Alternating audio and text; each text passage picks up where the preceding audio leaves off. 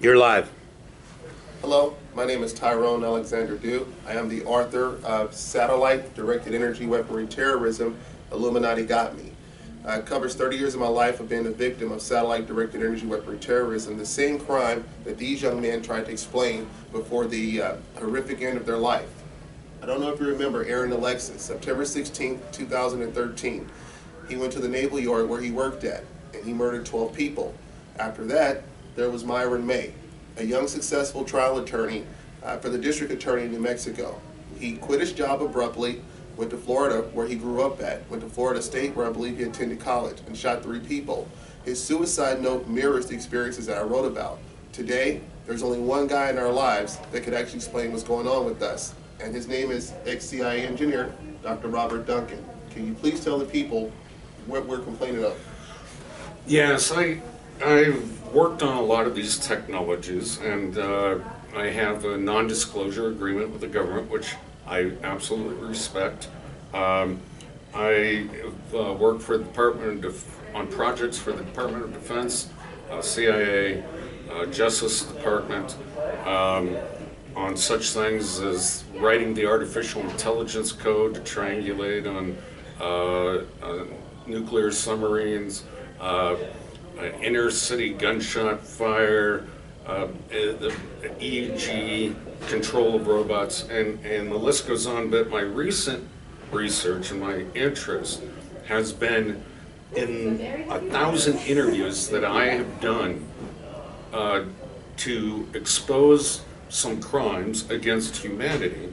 And I've been collecting this data for over a decade, interviewing people like you to understand what are the methods of these no-touch brainwashing, mind control, and behavior modifications experiments that have come out of the CIA initially, that it was discovered under a project that's a very generic name. They keep changing project names, MK Ultra.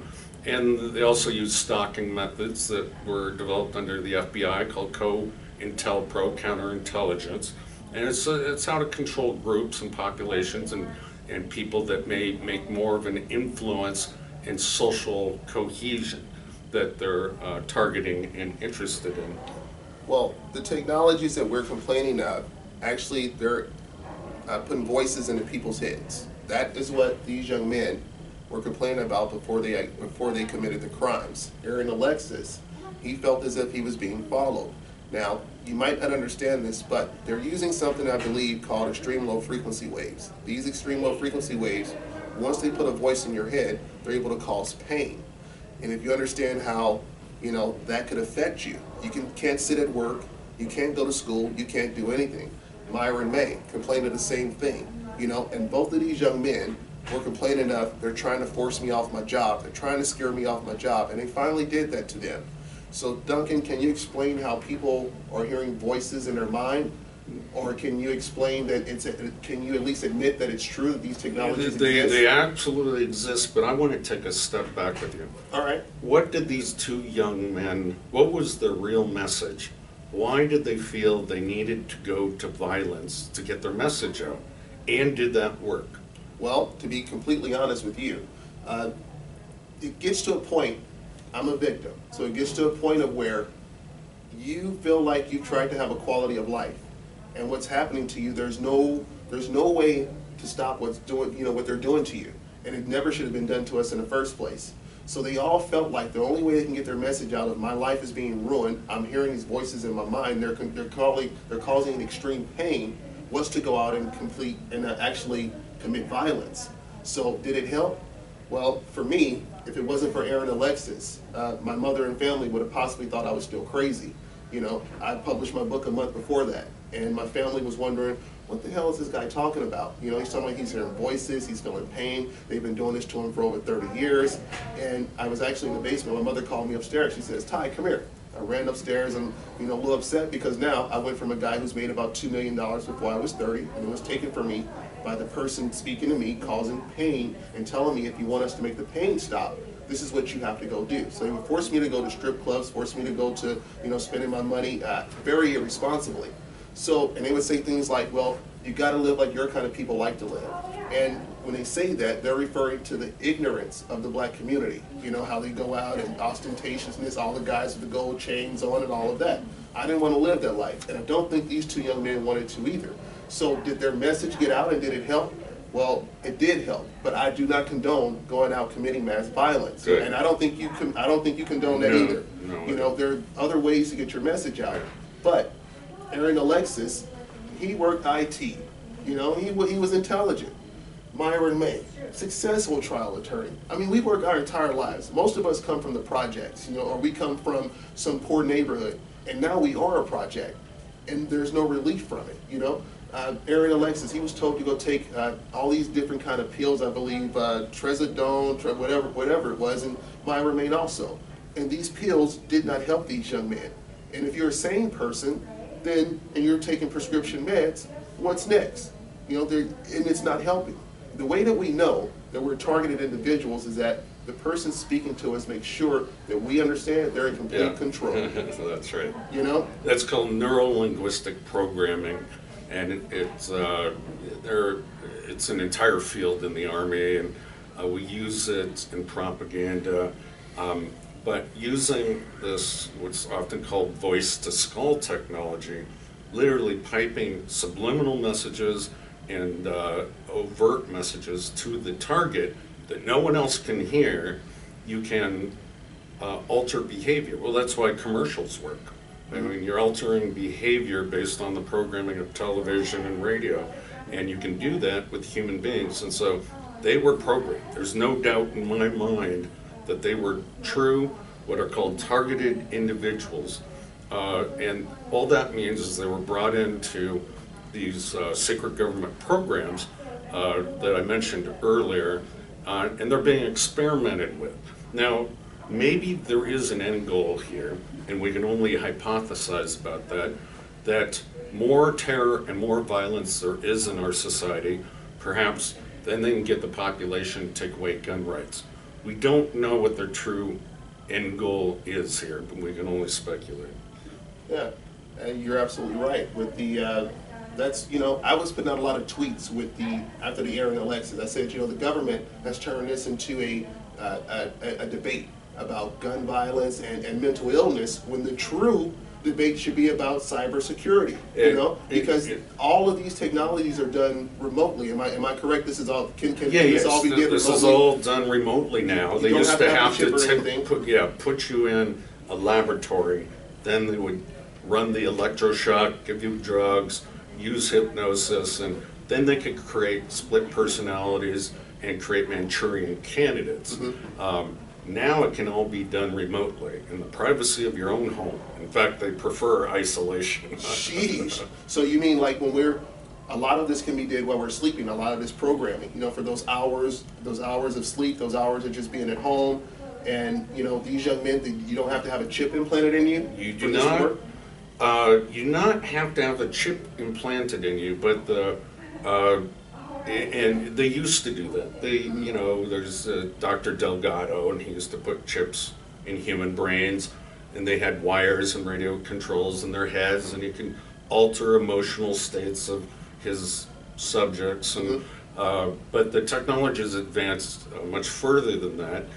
There are theories that that a sensitizer needs to be put into the individual, make them more electromagnetically sensitive under certain frequencies in order to modulate the brain, to pipe in the new information. And that gets to your other question, well, how do you transmit speech into a human being? And I can talk freely about three techniques. There's bone conductance. And that's, people might experience this by biting down on a spoon and flicking it. They can hear it in their head, this loud, the vibrations. The vibrations. It goes into the inner ear. There's one called EG heterodyning, and I'm going to skip that one.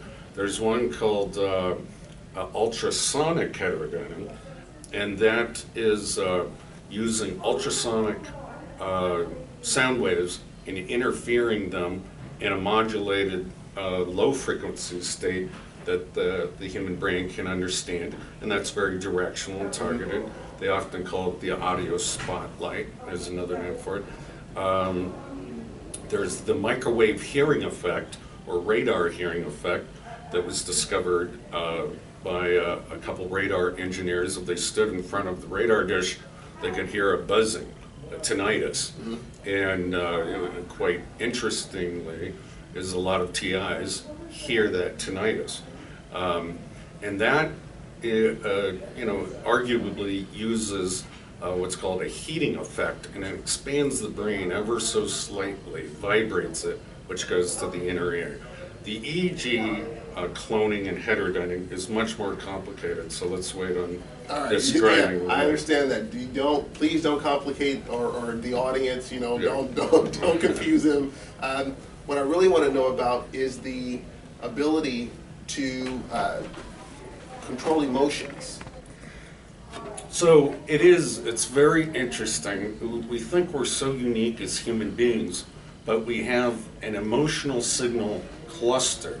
Now, in universities, you can see this research being done, and you can imagine, the military and other agencies have probably about a 30 to 50 year advantage than what the public will know about. And you can research this, that certain parts of the brain light up under certain emotional states, and you can also inject those same signals into other human beings. So let me give you an example from the 1970s. An Army colonel, intelligence officer, stated that the Russians were broadcasting a psychotronic signal in the microwave frequency to the US. And so we started doing the same to them. And the final conclusion is they were trying to placate, to relax our population so we don't go to war. They thought we were the aggressors, and that's a quote from him. And so you can do it over a population. We know that. It's like putting Prozac in the water supply to calm the population, and so they don't protest, they don't care. But you can also do it to individuals, and very specifically. You can clone emotions onto them outside of the lab, and it's part of this remote technology. Really? Yeah. That's something I experienced myself, and it really got to the point of where I wasn't sure if it was, I knew it wasn't me, because they were cloning the anger, the sadness, the happiness, and everything, and I was going, these are my emotions, I'm perfectly fine before I'm inflicted with these vibrations that I feel. And so, Good. Sorry. So when they're cloning your emotion, you really have to be careful to figure out, is it your emotions that you're feeling, or is it something that's being inflicted on you? One way to tell that you're possibly going to feel vibrations going through your body, which amps up, your natural emotions, or, whatever it is that they're doing to you. Well, human beings naturally, we're driven by our emotions, so it's the perfect lever in controlling a human being. And so they very much study how injecting different emotions in different situations will alter the behavior of the human being. And they've done this with monkeys. They've done it in a lot of different research that your audience can look up on the internet. That's interesting. Well, you heard it from a guy who knows that it can be did. Now, these young men here, they complain about something that most people will never understand, and I'll try to explain it in my book before their events ever happen. It's called gang stalking. And from my experience, it's when other people, other humans, are hearing the same person speaking to us through using this microwave technology or whatever, or satellite, whatever it is that they're using. And they're told to follow us around and, harass us as if we're doing something wrong. And these people believe that they are, doing something, for the government. They believe that we're terrorists or anything like that, and their job is to follow us around, to harm us. Some of them are even told to murder us. I mean, you might not believe this, but it's true. Aaron Alexis, he complained of being in the airport. He swore, he could have swore up and down that these people were following him, and it's very well possible that they were. Now, he could also have been tricked, because they have something called voice cloning technology, where they can clone a person's voice and play it back to you in your mind using the extreme low frequency wave technology. Myron May complained of the same thing. He complained of having, several police interactions and people following him. Now, I've had issues where in my life that I've known for sure that they've used the police against me, but I can't prove it, Now, their message was lost in the media. Now, we all know the media has a problem with covering the truth, but there is a huge problem with what we're talking about. This is not, everyone has lack of knowledge with this. I mean, here's a guy who's actually worked with these technologies. He didn't create them, he didn't develop them. He just helped with the research he helped with the research and development of it, I guess. Am I correct? Yeah, research and development in different areas. This is the greatest weapon system, weapon of mass control over every population on Earth. And so there are thousands of scientists working on it, and they don't even know their small part because everything's compartmentalized. So that's how secretive they keep you guys with NDAs and everything. Hey, you work on this, you work on that. You don't talk to anyone else. There's only a need to know clearance, and but somebody is putting this together and using it on the You're population. Right. You're absolutely right. I mean, scientists are like children. We just like developing stuff. We like playing with it. We don't know what it's going to be used for. Yeah. And you're probably scared to ask. Yeah. You're probably told not to ask. Yeah, you're told not to ask. That's right. Well, it's interesting to me that you and I can sit here and have this conversation, and people will still say, I don't believe it. That's kind of like those are the same idiots who will go to a Lamborghini manufacturer and say your cars don't go 200 miles an hour. So you're going to tell a guy who's actually dealt with this technology, or a guy who's created the car. But you have to admit, it is really unbelievable. Yeah. But look, Duncan, this is stepping on the toes of God. You're not lying, but listen though, these guys, their lives or the car accident at 200 miles an hour with this technology. My life. They decided, in order to break this news story, they're willing to sacrifice their lives and other people's lives and call them collateral damage, which I do not agree with. But their methods, I don't think, worked because our media is so controlled.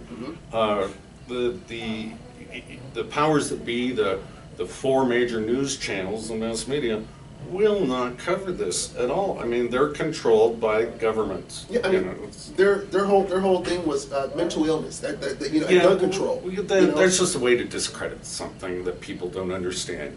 They don't talk about the true motives behind it. They just say, mental illness, too complex for you to know. There are other discrediting words. You can call someone dumb. Don't listen to them. But they're just discrediting words. Listen to the information. Actually get the story and do your research, and then you'll find that there is a whole lot of truth that people didn't understand. You've been doing research on targeted individuals after you figured out that, hey, this shit isn't right. And it's totally immoral. What's the oldest or the first targeted individual that you can research going back to? Well, you're one of the oldest. I found some scripts probably from 1962. 62. But they can't be verified. I do know in 1976 there were a large number of TIs that came forward.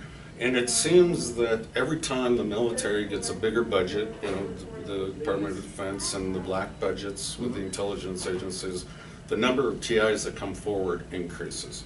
So they're grabbing more projects, improving this weapon system, and the majority, I think, is efficacy testing, improving the weapon system. Now, in your experiences, when they began doing this testing on subjects in the vast population, who are the people that they, first began to target? Well, originally, and there's a long history of CIA and Army and you name it, they would target the black community, those impoverished, those that had no voice in the community, those that can't speak up for themselves. Right, sort of like the Tuskegee experiment, when they actually took all the black people and made them believe that, you're getting free health care, or they pumped syphilis into them. They actually pumped syphilis into them, and many of them died.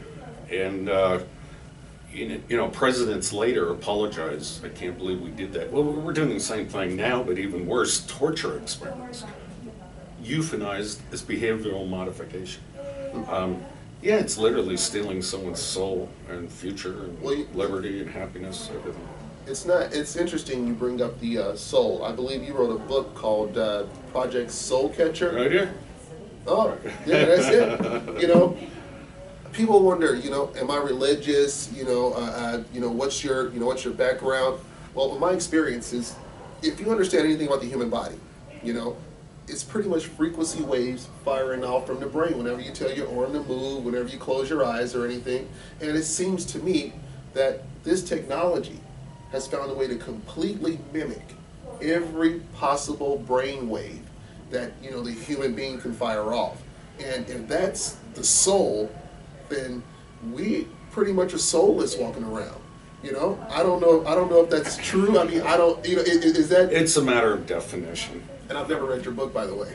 I'm just, I might read it after this. But for many years, I felt isolated. I knew nothing about you. I didn't even know that you were out here trying to, raise awareness about this. And it wasn't until 2013, I believe. Yeah, it was 2013 that I first heard about you, and that was with the Jesse Ventura conspiracy theory show. That guy tried to make it seem like you were.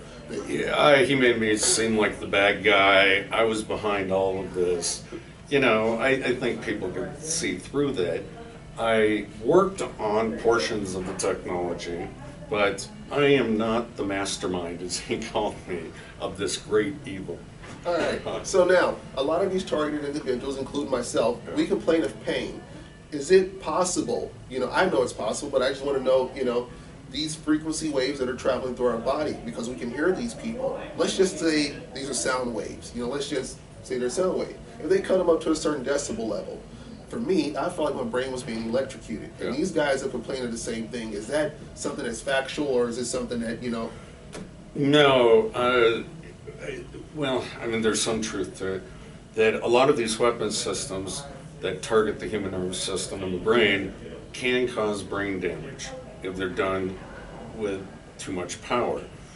But really what they're doing, on the most part, is just making it feel like they're frying you, making you feel pain. And this is why it's called no-touch torture, and why it's so secret. And look at how long it took us just to have the president admit, yeah, we tortured some folks, and that's physical torture. Yeah. This is actually even worse through the perception of the human brain, but it's harder to prove because you don't have marks or scars on your body. You just have mental scars. And so how do you show those? And then they just write you off as, well, must be mental illness. So they have a perfect cover, and this will be exposed eventually. The civilian technology will catch up, and I've said this for over a decade. They'll pretend they just invented the technology, and they'll make sure it's regulated, and they won't use this for human rights violation. But they're doing it now, and they're just keeping it very covert. It's a cover story. Well, Myron May complained of feeling like he was being burned, and I have felt that before myself. Yeah. And when I did my research, after all this happened to me, and I started writing my book, I started trying to figure out, well, what the hell are they doing to me? I could say what's happening to me, but does it, is there any proof?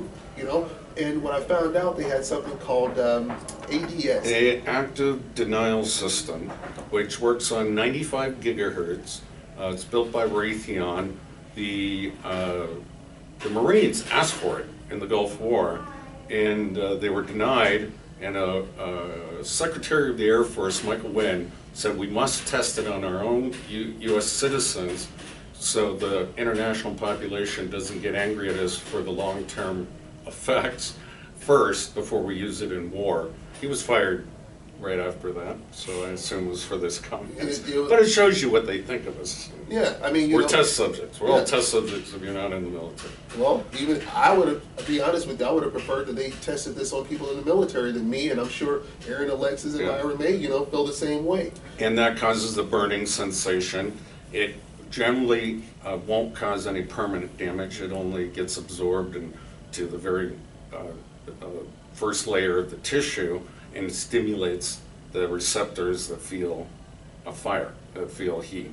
And so, and it works from a kilometer of a mile, a kilometer and a half away. A kilometer and a half? Yeah, that's out of most people's shooting range. Yeah, I'm you the can't best even, sniper. You can't defend yourself. No. And there's no way to get away from this. I mean, Yeah. we are people who are complaining about things that are happening to us in our own home, while we're at work, while we're out in public, and people who don't believe us because they can't see it. You know, this is all remote technology that we can't get away from, and none of you are safe from it either. For some reason, you guys just aren't being tortured. I'm wondering, what is it going to take for the American people, you know, to finally say, you know what, maybe these guys aren't mentally ill. Maybe this stuff actually exists. I mean, if you look at my book, I actually researched all the patents, you know, and that was something that surprised me. Because I'll tell you what happened. My ex-girlfriend, you know, I came home one day and told her, you know, after $2 million was taken from me and I had went through so much going to jail, and, you know, I told her, I said, man, these people, they really messed up my life. And she's going, what people? And I said, you know, it's these Nazis, you know, talking to me using satellite. And she said, have you ever looked this up? I said, this, you know, none of this would be on the internet, you know, because for several years I thought that I was, you know, I lived isolated because I never wanted to say anything to anyone because there's no proof. Do you know when she looked it up, Duncan, there was all kinds of stories, and not only stories, but there's actually patents for these technologies that date back to the 50s and 60s. So it's kind of like, who are they using these technologies on? You admitted that citizens in your Jesse Ventura, you say that American citizens are being tortured. Who are the citizens that are being tortured? It quite possibly is the people who are complaining. So what would it take for you guys to listen to someone who developed it, Well, helped develop it? this brings us to, I think, your concluding point, which is, what do you want Americans to do?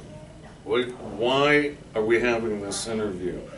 Myron May, I just listened to his radio show, his interview before he went on his killing spree, and he said, I want a congressional investigation. I want American media to cover this and look into it.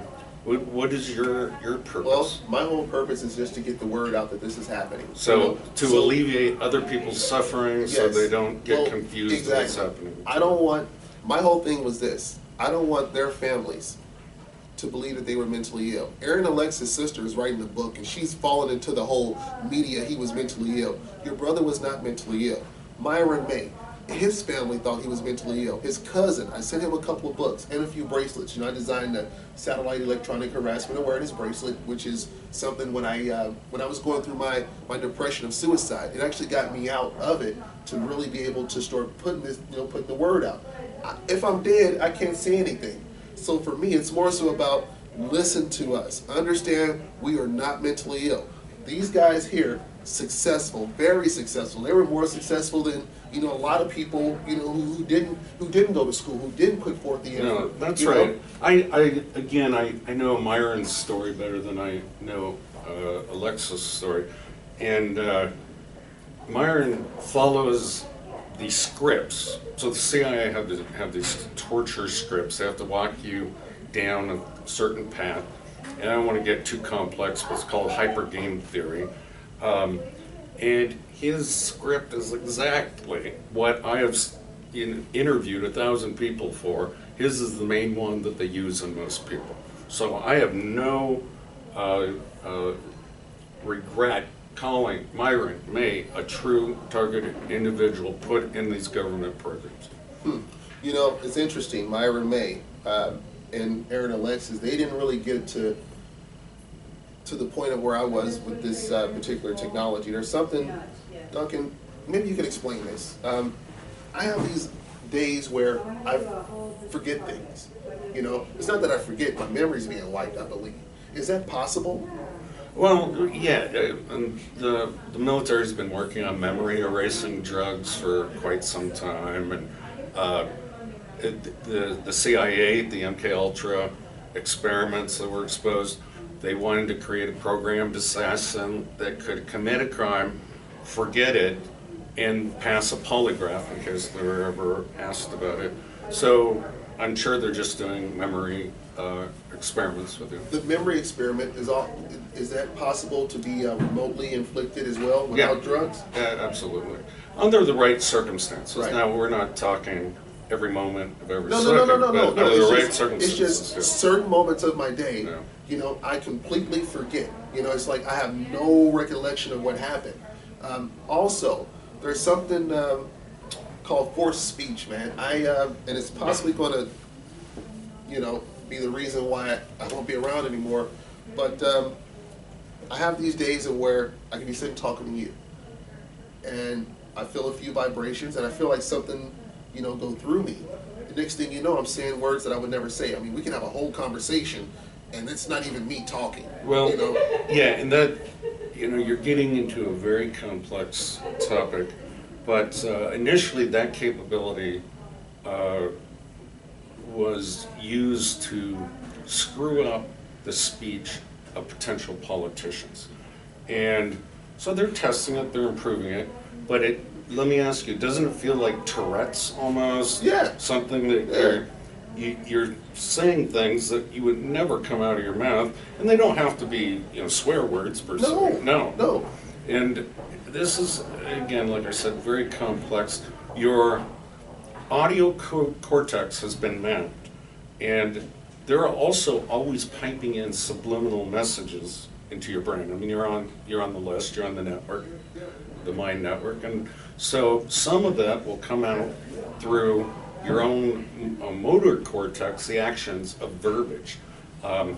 It's a weird sensation. I know it's going to be difficult for you to describe, but it's quite common amongst TIs in a certain portion of the program. The programs can last from 3 months to years, like in your case, many years. Yeah.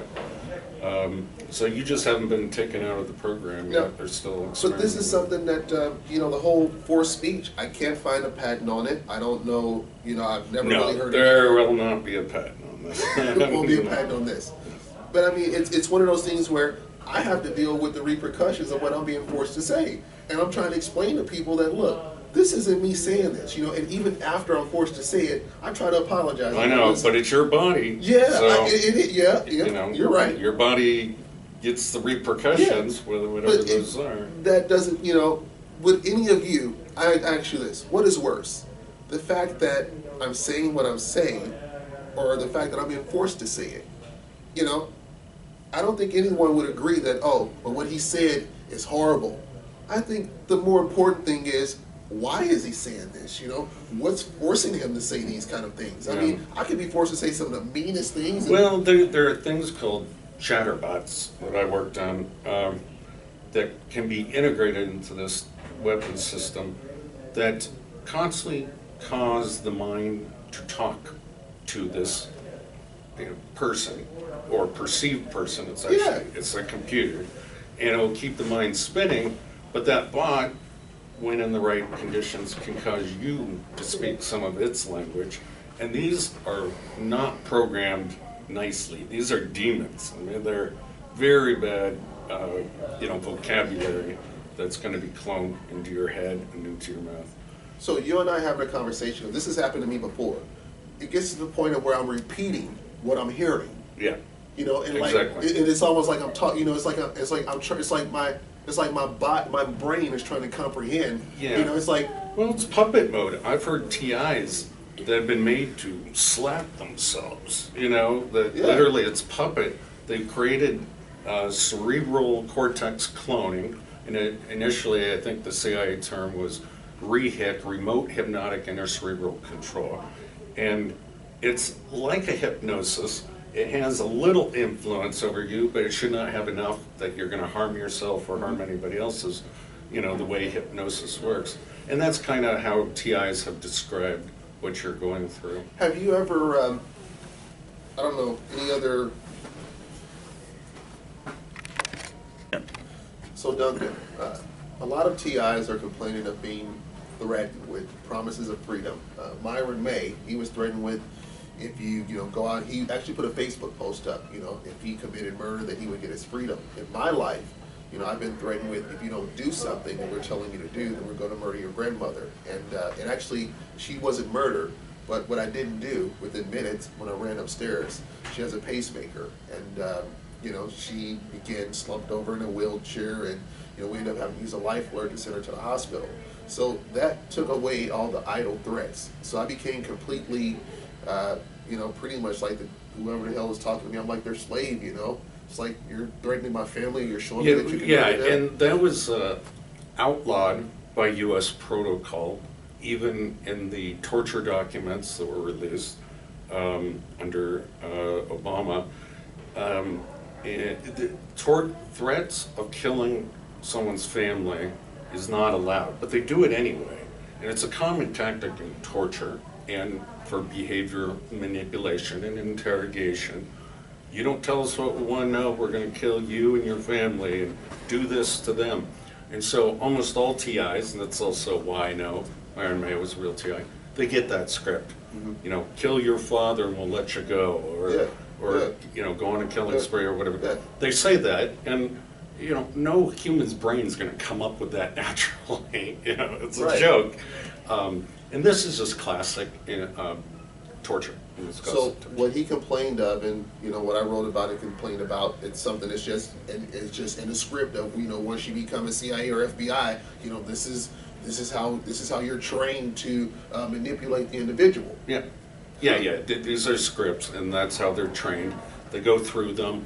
I've listed quite a few of them in my book, Project Soulcatcher, but I'm coming out with what's called a no-touch torture document that parallels all these tortures that TIs go through, exactly follows the torture methods that have already been disclosed in the Senate Intelligence Committee summary of CIA torture methods. Now, with your knowledge of all of these different technologies, microwave technologies, are they capable of causing heart attacks that you know of? Yes, they are, and this was actually written about in the 1970s, supposedly by Russians that were ahead of us in this technology, but that's just how they get their budgets. We're ahead of them. That there is a way to cause such stress to the cardiovascular system, a runaway spooking, if you will, using these terror tactics, and that's what it is, it's domestic terrorism, to stress the heart enough that it can collapse if there's a weakness, or to cause a stroke. So they call it a remote heart attack. A remote heart attack. Yeah. Using remote technology. I mean, that's, I'm laughing now, but it's a very scary reality for those of us who are targeted individuals. Also, I've had times, and maybe you can explain this, I don't know if you can or not, but I have images that are, in my book I wrote about how when I was a kid, they would tell me, and they would show me images, and they would say, well, go show it to me on television, what we just showed you, and I would literally go flip through the channels and find the cartoon that they had just, the person speaking to me had just put in my head. I mean, is that possible that they can turn my brain into a television? Only if they're watching it at the same time. Usually what they do is they pipe in very scary mental images. So in physical torture, they'll use barking, growling dogs or insects, putting them on the person, things like that. With the no-touch torture, they usually use more mythological creatures like demons and such, and pipe those into the person's head. And they're being visually cloned to some extent. So under usually darker lighting, the person's what's called the visual workspace in the human mind will see this image and have some sort of reaction to it. So they're usually scary images. And they can do the same thing, while you're asleep with dreams. Pretty much create your whole dream. Dream manipulation. Again, people won't believe this technology is actually here. And there's so many awesome uses for this technology for good. I mean, imagine your partner, your life partner, you can share a dream with them and you're both in it. I mean, it's just awesome. But right now it's just being used for evil, and it's part of the manipulations. American Indians always thought their dreams were from God, and so it's a way to manipulate a person and reprogram them even in their most vulnerable state, which is sleep. And these weapons, they're calling them the voice of God. These are God weapons of God, pretty much. Well, because they can mimic all what humans believe God can do. Exactly. And so 95% of the world is God-fearing, and so They call them voice of God weapons because you can say, lay down your weapons, this is Allah speaking to you. And people, you know... They've actually did that, didn't they? And there's a storm, I believe I read somewhere. I can't confirm or deny that. That's maybe the NDA, folks. I don't know, but I respect it either way. But the earlier, you know, we were talking about how they make you feel emotions. If you research, they did it to Wall Street protesters. You know, so if you guys do any research to figure out, you know, has this technology been used against American people, other than just myself talking about it, the Aaron Alexis or the Myron May, you can quite possibly find out that yes, this exists. How many people would you think are targeted individuals?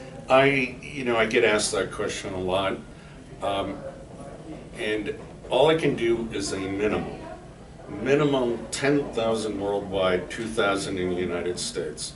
And you have to imagine, you know, they can only collect so much data doing this, and the Pentagon had a paper that we can falsely imprison and abuse 1.6% of any population without a successful revolution. So it may be as high as 1.6% of any population. So there's a huge margin of error. The only people that come forward are those who know how to use the internet, make phone calls, and so I know I'm underestimating, but right now 10,000 is that's worldwide. Worldwide, 2,000 euros. You know, Barry Trower. If you guys do any research about this, you might find Barry Trower. He's a British Naval Intelligence agent over in London. He actually admitted that citizens would be brought into, you know, this particular program. They would be made to seem like they were mentally ill. And then they would hire a psychiatrist that was unknowing to the experiment. And if the psychological evaluations came back as, you know, schizophrenia or delusional or anything like that, that was considered a success. And the test subject would be locked up. You know, the people who are doing this didn't even care, you know? Well, that's right. So, I mean, this type of technology and this form of torture has existed for several years. I don't know what it's going to take for you guys to believe this, but I'm someone who's really tried in my life, and I don't think Duncan would be out here trying to expose this. I mean, we don't get any money from doing this. I mean, to be quite honest with you, everything's been taken from both of us. You know, I don't know about you, you know, but I don't see you living in a multi-million-dollar home, driving a Ferrari or a Lamborghini. Greed is not a motive of mine, no. You know, and I'm here to help the human race. I understand. And I really appreciate your help, because without you, these young men here wouldn't have had any kind of, you know, any kind of proof to say that this is what, you know, here's someone who can admit at least that what we're trying to say is real, very real. And people, and that's, I think, one of the points that you're making for this film is a lot of it's for family of people who are targets that, you know, you can believe what you want, you know, what the psychiatrist will say, but remember they're just trained by textbooks. There's no real science behind it, that industry. There's no blood draw that you can get that will prove mental illness. And so what the target, the victim, wants their friends and family to understand is, this is happening to me, this is real. Give them comfort words. Just say, yes, I believe you. I'm sorry, I don't know what to do for you, but this, I do believe you, this is happening.